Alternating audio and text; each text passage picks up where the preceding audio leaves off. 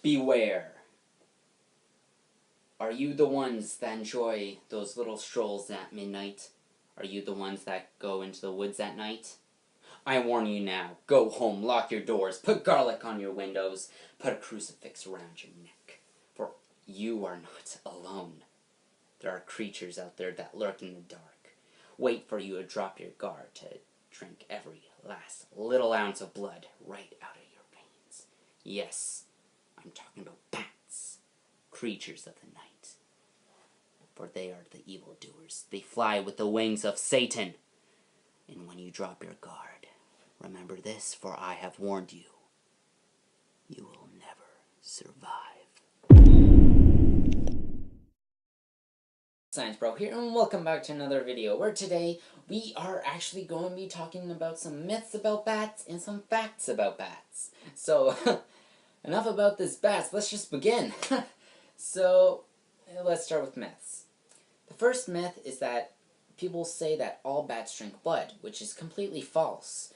In fact, 70% of the bat population eats insects, 30% of the bat population eats fruit or pollen, and a very small percentage actually drinks blood. It's a very small percentage. So the fact that it didn't tell me exactly, because I wanted to search up the exact percentage, but it won't show me no matter what. So that's how small it is. Then there's also the myth about them, when they swoop down towards your head, they're trying to attack you or get tangled in your hair, which is completely false. They're actually trying to get after the little bugs that are flying around your face that you can't even see. I'm siding with the bats on that one, because I prefer to not have bugs flying around my face, because I don't want to breathe them all in. We breathe enough microscopic bugs in. We breathe enough of those in every day, so I'm good. Then there's also the myth about, which is actually a new one that I heard about. It's about the webbing of the wings being sticky, so that's why they get stuck in your hair. That's actually false. The webbing of the wings is made of cartilage, with very little calcium. So cartilage really isn't sticky, so don't see how wings can be sticky. Now let's go on to some facts. So the family name derives from the bat family name derives from the Greek word Chiroptera, meaning hand-wing, and are divided into two major suborders, megabats and microbats, or Megachiroptera and Microchiroptera. Although these are in the same family and are in the same order, but they're in two different suborders. They're not really that closely related, pretty far apart. And here are two differences. One, in the Megachiropterans, they have an extra large claw, well, most of the species have an extra large claw on their second finger, and the neural connection from the eyes to the brain resembles in some species in the order primate, like we're in that order as well. Then there's also, although most Microchiropterans use echolocation, some Megachiropterans, megabats, can actually use echolocation. Few species can. But echolocation isn't just meant for finding prey. It's also meant for, it's not meant for finding prey and navigating. It's also meant for, calling for a mate and communicating with one another, which is pretty cool. In my opinion, that is.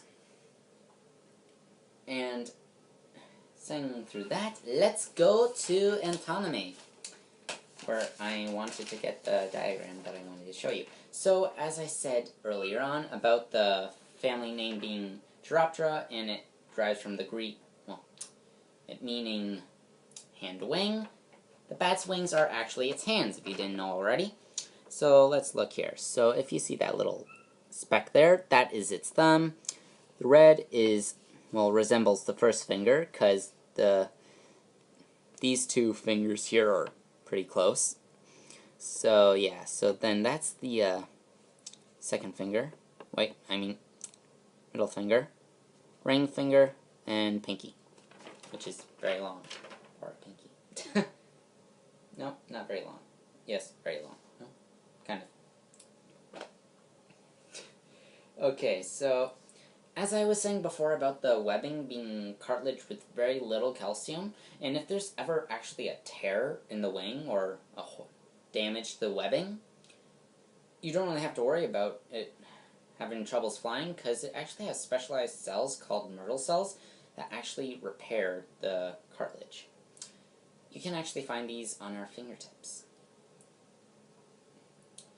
What also makes them so interesting is the fact that they can bend their neck all the way back till they face behind them. Well, most species can, at least. And how this is possible is because of the cervical vertebrae with the neck bones, being thin at the top, and at the bottom of it, it's, well, expanded and wider, and interlocked with one another, which allows the flexibility. And in fact, bats' tongues are extremely long.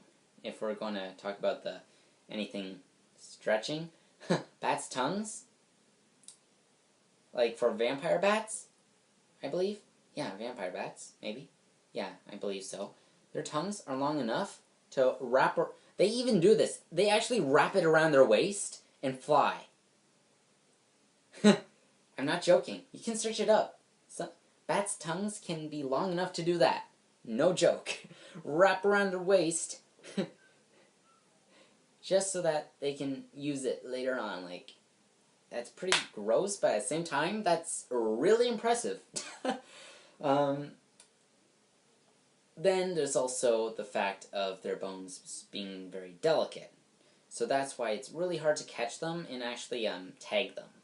Because their bones are so delicate, you can break them so easily. And kill them very easily. In fact, their bones are so delicate, very rarely do bat skeletons fossilize. Because the bones don't last enough for them to go into fossilization. Well, fossilize. So yeah, unfortunately this is actually the end of the video. So if you did enjoy, please leave a like, subscribe to my channel if you want to see more stuff like this. Subscribe, leave a like, comment down below how you thought of it, what you would want to see, and maybe some myths that you know about that I never mentioned in the video. And if you guys have any suggestions on what I should do next, please leave that also down in the comments below. And yeah, I'll see you guys in the next one. Later. Right, before I forget, hold on. You. Sorry, I'm not coming out yet, sorry. Not now. Checking me out? Hey, what's up? Check it out. This dude's just... Look at him. He wants my attention. Look at that. I have some baby geckos for sale. They're all for sale. There's 4 in stock. I say it as if it's a product. There are 4 geckos. I'm going to take back about the word stock, because I do not think of these guys as products. I think of these guys as pets, because they are. My gecko is just really weird. So yeah, if you guys do want one, please leave that down in the comments below, and we will arrange a price.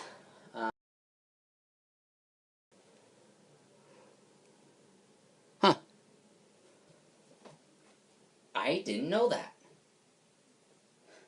I thought that bat was swooping down to get stuck in my perfectly natural brown hair.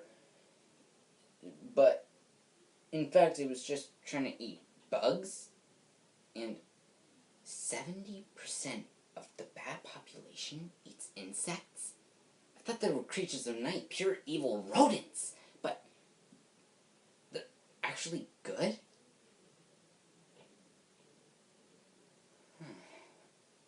You know what made me more afraid of them?